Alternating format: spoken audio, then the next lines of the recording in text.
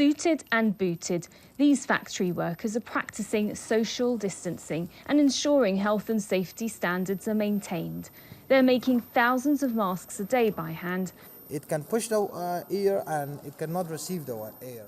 Like many other countries around the world, there's a shortage of gear to protect Afghans against COVID-19.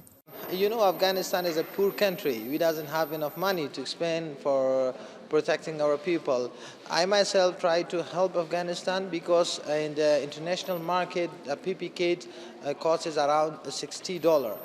But in here, just in $5 with the same standard. The factory in the capital, Kabul, is also providing employment opportunities. I was jobless before this and was doing nothing in lockdown at home, but I'm lucky that I have this job now, serving my people. The government says coronavirus has infected close to 3,000 people, but the true total is feared to be much higher.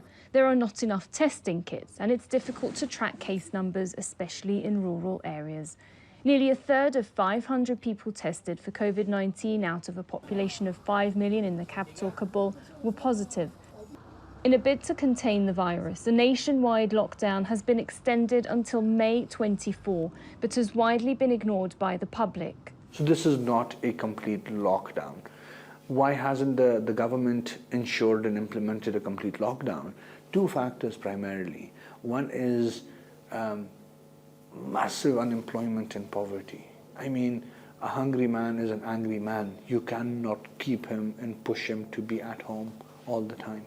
Up to 250,000 poor families living in Kabul started receiving 10 pieces of bread a day in the first phase of the government handout programme. The charity Save the Children warns millions of Afghan children are at risk of going hungry. Food is also being distributed by community volunteers going door to door to raise safety awareness during the pandemic. Poor people are contacting us for help, but unfortunately, we cannot provide enough help. We prioritise the poorest of the poor, for example, the widows who have no one to take care of them.